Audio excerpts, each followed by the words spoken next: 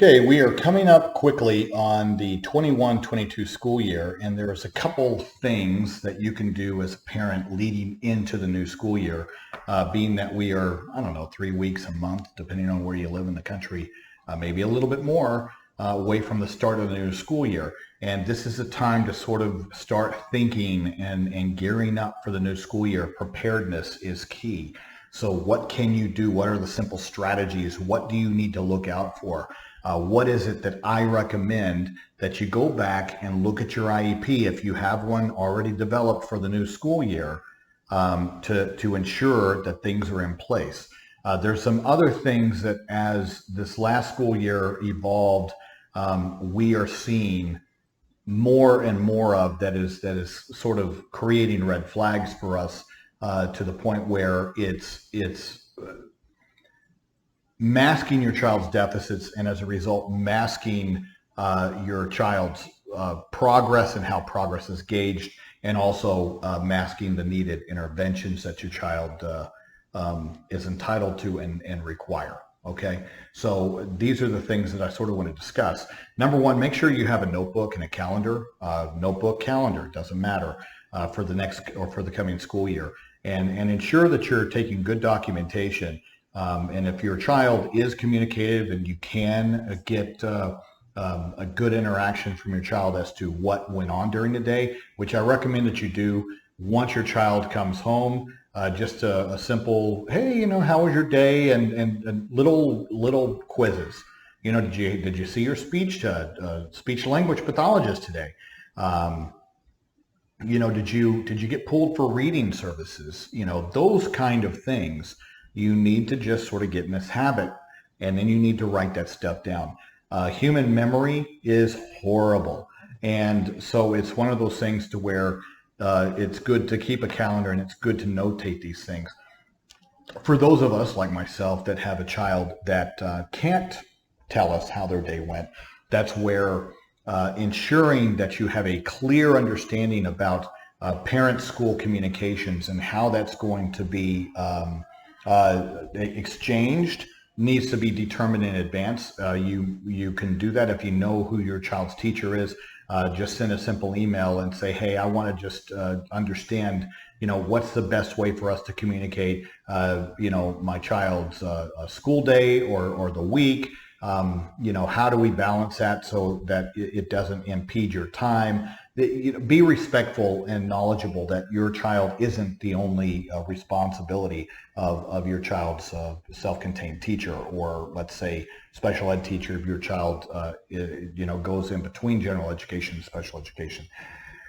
But getting those things established in advance is good. Or if you want to wait and you see that you just get some ambiguous note, with a smiley face on it, then it's time to start exchanging emails and helping define what the appropriate data would look like so that you can be knowledgeable as to what is going on in your child's program.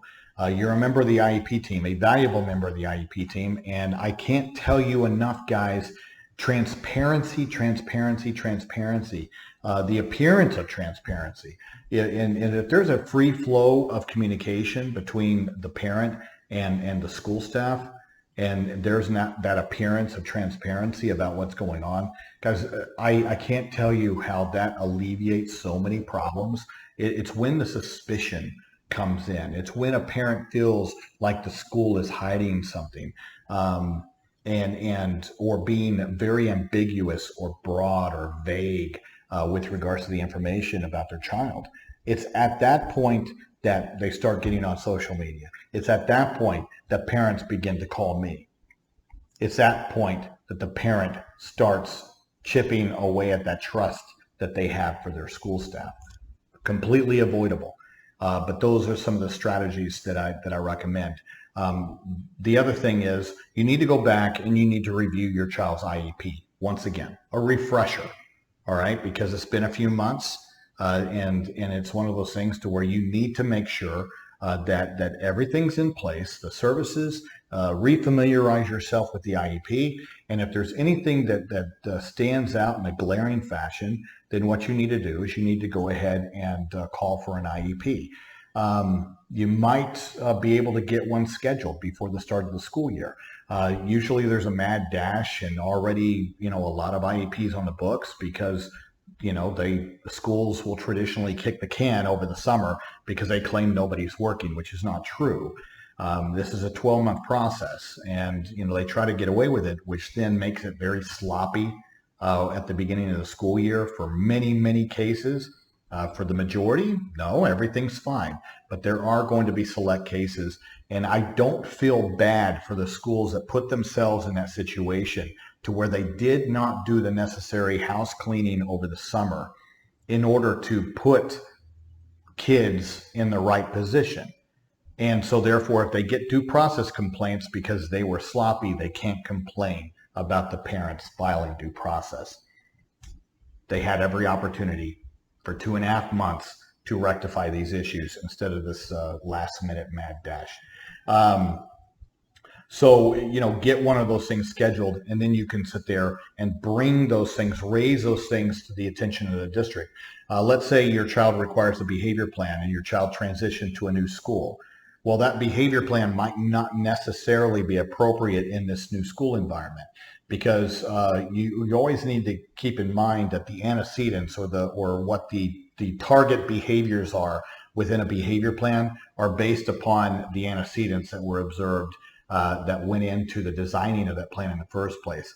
And it's not necessarily the same school year to school year, because your child now has a new teacher. Sometimes they have brand new peers. Sometimes they're in a brand new school. And all of these factors can sit there and create different antecedents. And if they create different antecedents, you might have a different behavior response. You may have the same behavior response, but with a different antecedent. And so even though you have target behaviors that are correct, the target behaviors aren't going to be that effective, or the strategies you put in place to mitigate that, or teacher replacement skill, because now you have a different antecedent, and that antecedent is still there. So that's why sometimes, and you won't necessarily know that until you're a few weeks into the school year, and especially after that honeymoon period, which is typically the first 2-3 weeks of school where everybody's getting to know everything. But you need to be very, very observant with regards to any kind of indication that the existing behavior plan isn't working. And if you don't have one, you need to get an FBA scheduled at least at around that 3rd week mark. You don't want one in the first or 2 weeks of school, because of that honeymoon period. You may not get good, reliable results from any kind of FBA. But if you do have an existing behavior plan and you're seeing these behaviors start cropping up, then at that point you may need to go back and say, look, we need a new FBA. Why? Because he's in a new environment. She has a new teacher. There's new peers. So we need to just have an FBA to sit there and ensure that this behavior plan is still going to be working in this new environment. This is where you don't want to let that slide. And if they go, well, let's give it a few more weeks, guys, that's where you really run into problems. All right, because you just don't let these things continue to mount, because it becomes more toxic. It becomes more poisonous. And this is where we need to be responsive and be proactive, whereas most of school districts are reactionary, and they will wait until the child absolutely crashes and burns and fails, or the behavior gets to the point to where now the teacher is frustrated and upset, the principal's mad and starting to suspend. These things, if you are paying attention, can be addressed. And if they are not responsive to your request, then you need that documented in email form or in other kind of written form, so that you can sit there and have evidence to support you as a member of your IEP team that you started asking for these things on these dates. So that if you need to protect your child later, you can show where there was an indication here. See, there was a little bitty grass fire. Somebody had sparked a little grass fire over here, and instead of just putting it out, they allowed this thing to grow into this massive, uncontrollable forest fire. Causation is very important in proving what they should or should not have done. The school system holds 100% of the duty to provide your child with a free, appropriate public education. And so these are one of those areas to where you need to be vigilant in. And in fact, I wish the entire IEP team process would do what the rules say. And actually, the entire system is built upon this idea of being proactive, to anticipate need in order to be able to provide the child an opportunity to receive that basic floor of opportunity of a free, appropriate public education. But far too many schools have the opposite mindset of we will react and respond only when we see the glaring need. And then many are just blind to it. And I'm talking intentionally, trained to be that way. And then at that point, then when they react, they go, well, your child needs to go to this other special environment. Well, what did you do on this point when I had requested to be proactive and exhaust on a minimal level, pushing supports and protections and training of staff into the environment to give my child the best opportunity not to be removed to a different environment?